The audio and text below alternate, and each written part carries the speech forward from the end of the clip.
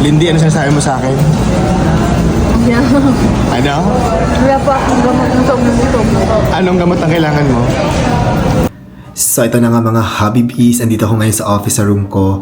Pumasok ako today kasi may mga meetings ako. Si Hobby David tsaka si Lindy nasa photoshoot. Sayang hindi ako nakasama kasi may work.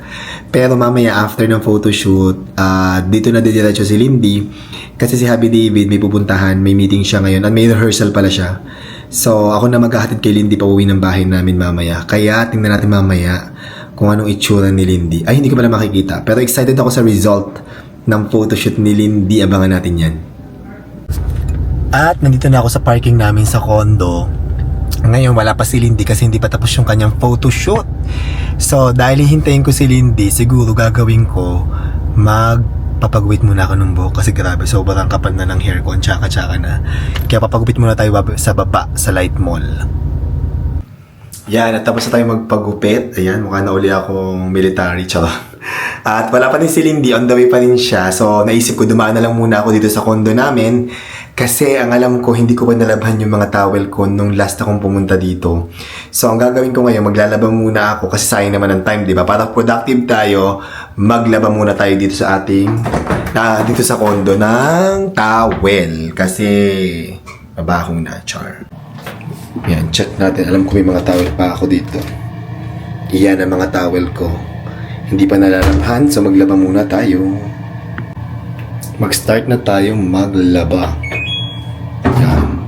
At syempre, hindi ako nawawala ng stock dito ng Lala at saka ng Speed. Yan, may stock tayo dito ng Speed at saka ng Lala. Yan, Speed, kalamansi ang gagamitin natin at itong Lalang kulay pink.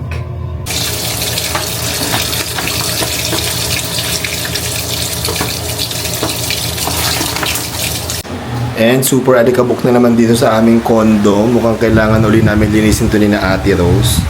Nakakaloka ang sofa ko si Rapa. Gosh, kailangan ng palitan. Linis muna ako habang naghihintay kay Lindy.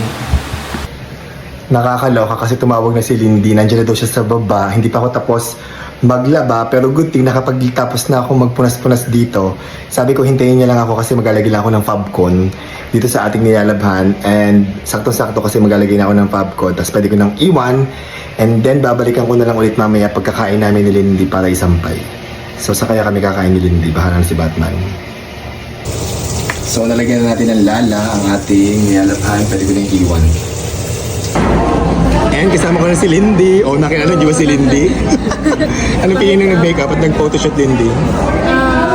Paano po sir, masaya po. Masaya? Masaya yung photoshoot nyo? Yes po. Excited na ako makita yung result. At kakain muna kami dito sa Chowking. Yan, naghihintay kami ng order. Kilala yung... Hindi mo nakilala sarili mo? Opo, yung sarili ko po. Tapos naiya pa nga po ako sir, pumunta ako dito, nakamake-up pa. Huwag ka mahiya, okay lang yun. Tapos parang pinagtitinginan ako ng mga tao. Dead ma ka lang. Hintayin natin yung result ng photoshoot mo. Yes po. Abangan nila. Abangan nyo na lang po. Lumipat kami ng table kasi mas maganda dito. At ang order ni Lindy ay, anong order mo? Ano ba to sir? Noodles. First time ko po kasi dito sa Chowking. Chowking po. First time kumain ni Lindy sa Chowking. Hindi ako nakapagod. At dahil bagong gawa ang ngipin niya, di siya makakain maayos, kaya naging noodles. Yan. Noodles na po. Ubusin mo yan ha. Opo. Lindy, ano sinasabi mo sa akin? Yeah. Ano? Wala po akong gamot ng sobrang po. Anong gamot ang kailangan mo? Bunamin po. Bonamin, kasi nahihilo ko sa biyahe. Opo. Bibili tayo sa Watson. Nakamaway yung kinain ko ma. Sumuka. Opo. So nakabalik na kami ni Lindy sa condo. Nakapagsampay na rin ako. Ngayon, dahil pagod na kami pareho, uwi na kami. Di ba, Lindy? Opo sir. Para Gabi na din makapagpahinga, po. pagod na rin daw si Lindy. Nakainom kayo ng bonamin mo? Nakainom na po. Okay, yan. Pumunta na kami sa parking, tapos uwi na kami kasi super pagod. Opo. Pero okay lang yan. Masaya naman. Masayang pagod. Diba, Lindy? Masayang pagod. Yes, tama po. Let's go na. May makapagpahinga na sa bahay. Yes po.